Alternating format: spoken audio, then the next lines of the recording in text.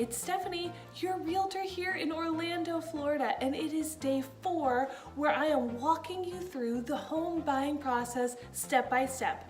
We've gotten pre-qualified for a loan, we went house hunting, we wrote the contract, and we have gotten through the inspection period.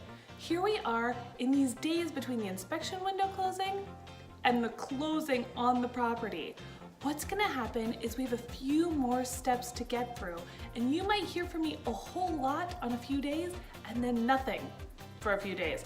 And that's okay, that's normal. We have to get some things in order so we can get to closing. One of those big things we have to do is we have to get the appraisal done.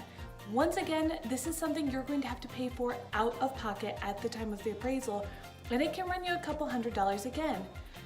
When you're preparing to buy a house, I would have about $1,000 set aside for fees and incidentals that you're going to incur throughout this process, on top of your down payment. When we wrote up the contract, if you're using financing to purchase this home, I recommended we add an appraisal contingency to the end of the contract.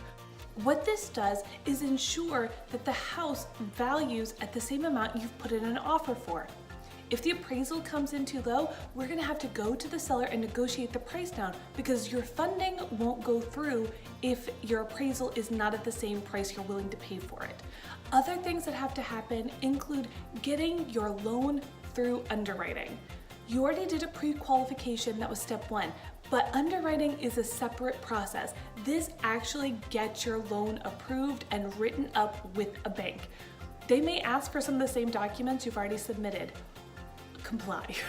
That's all I can say. When we're going through underwriting, you need to comply quickly with all requests. Underwriting can take a bit of time and it has to be done and completed before we get to our closing date, or our closing will get pushed back. So when I ask for things or your mortgage officer asks for things, please respond as quickly as you can.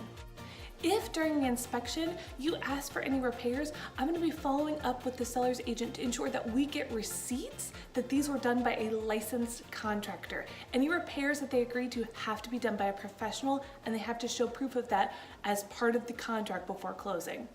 It's just going to be a lot of little steps. We're going to keep everything in order so we can get to closing day. Closing day is going to be tomorrow, so check back and we're going to close on your new home.